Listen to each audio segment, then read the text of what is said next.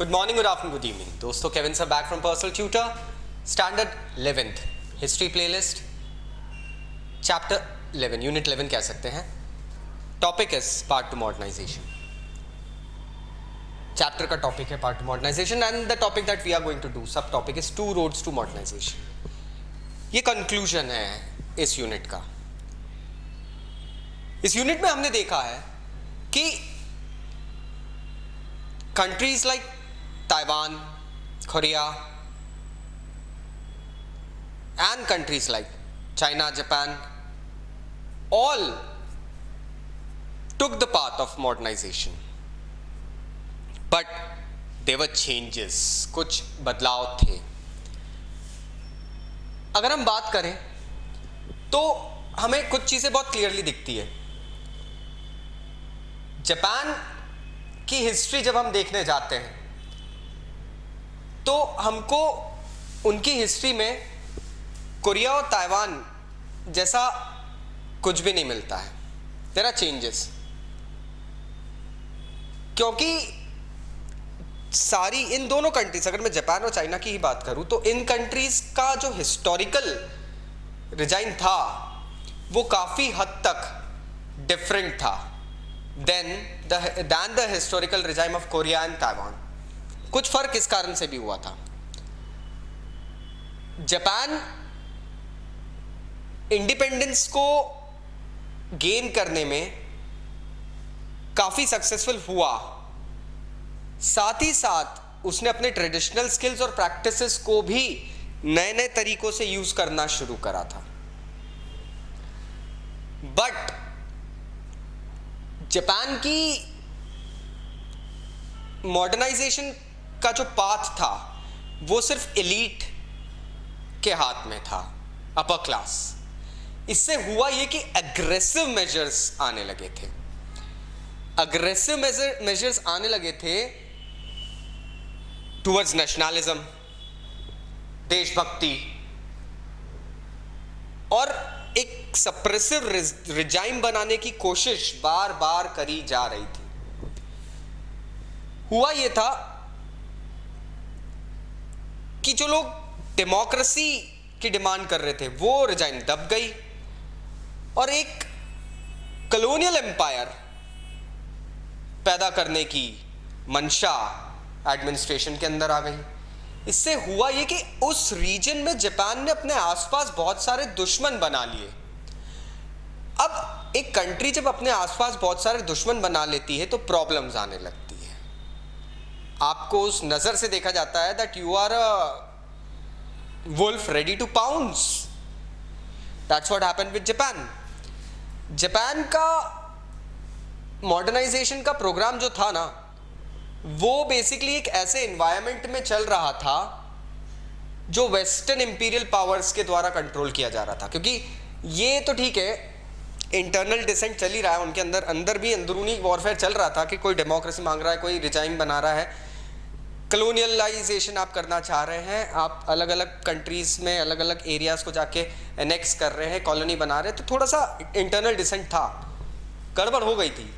अब बात करते हैं उसके मॉडर्नाइजेशन की. तो जापान का मॉडर्नाइजेशन पोस्ट वॉर हुआ है, वर्ल्ड वॉर 2 के बाद में, वो भी वेस्टर्न इन्फ्लुएंस के कारण. अमेरिका ने काफ़ी टाइम तक जापान को टेक ओवर करा था. अब जापान ने क्या करा, जापानीज लोगों ने, ठीक है, western imperial, western countries, western culture को अडॉप्ट तो करा, लेकिन अपने ट्रेडिशंस भी रखे. उसने अपने ट्रेडिशंस नहीं भूले थे और अपने सॉल्यूशंस निकालने गए. जापानीज नेशनलिज्म जो आया था ना, वो इन कंपल्शंस के कारण के साथ आया था कि मॉडर्नाइजेशन तो हमको अडॉप्ट करना है, साथ ही साथ हमको अपने ट्रेडिशनल वैल्यूज भी कैरी ऑन करना है. ये चीज हो गई थी. अब जापानीज लोगों की कॉलोनी बनाने का जो टर्म होता है, हालांकि colonisation is a wrong term दोस्तों. I will be discussing that in a different. It's not a colony, it's a different term, so we'll discuss that later, not now. Let's stick to the topic.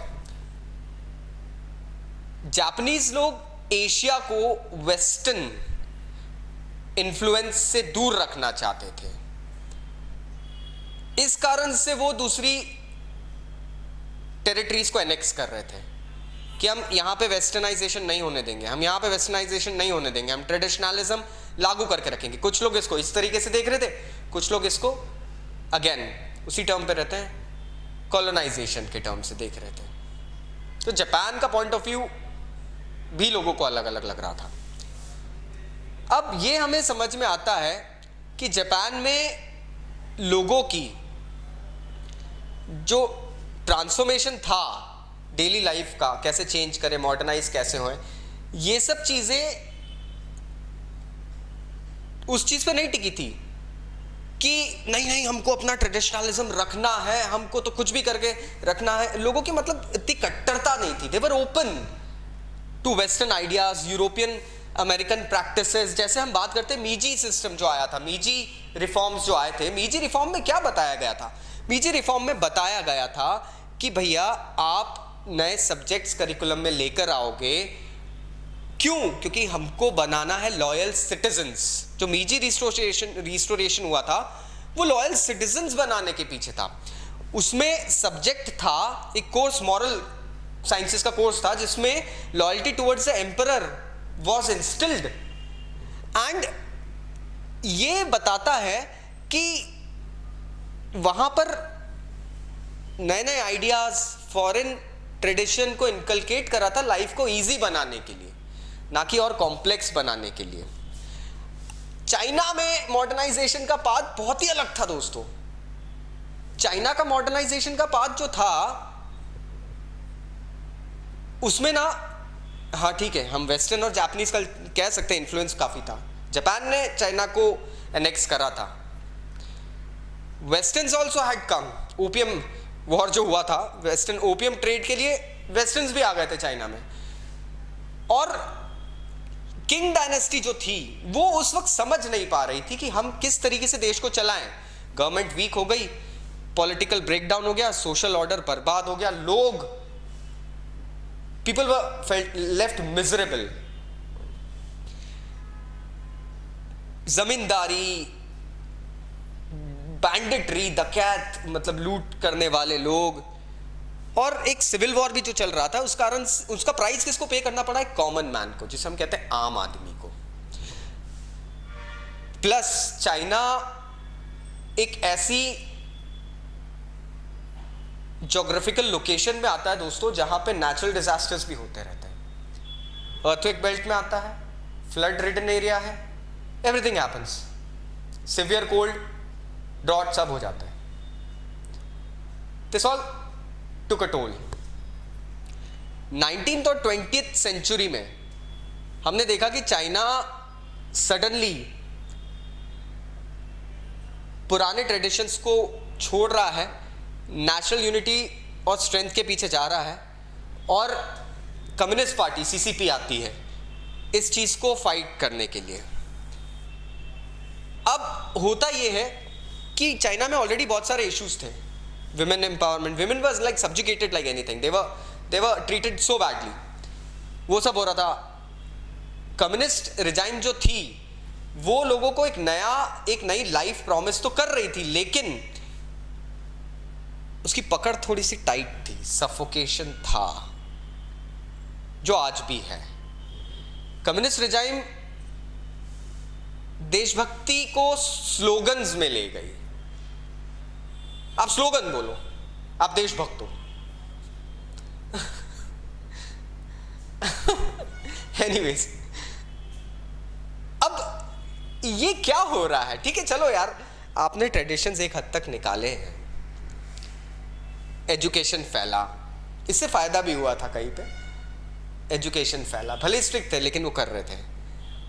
अब हुआ है कि communist party जो है उसने market में कुछ changes तो लाए हैं, लेकिन प्रॉब्लम ये हो रहा है कि आज की डेट में चाइनीज सोसाइटी में इनइक्वालिटीज जो है ना वो बहुत ज्यादा मैनिफोल्ड हो चुकी है। The major question that lies in front of China today is, although it is gaining an export based market, but जो इकोनॉमिक इनइक्वालिटी है उसको बैलेंस करना आज चाइना के लिए बहुत जरूरी है। लेट्स सी कब होता है, keep your fingers crossed. So here the chapter ends my friends. If you have any doubts तो प्लीज नीचे कमेंट बॉक्स में कमेंट जरूर करना। Thank you very much for attending this session. Take care, I will see you again, bye bye.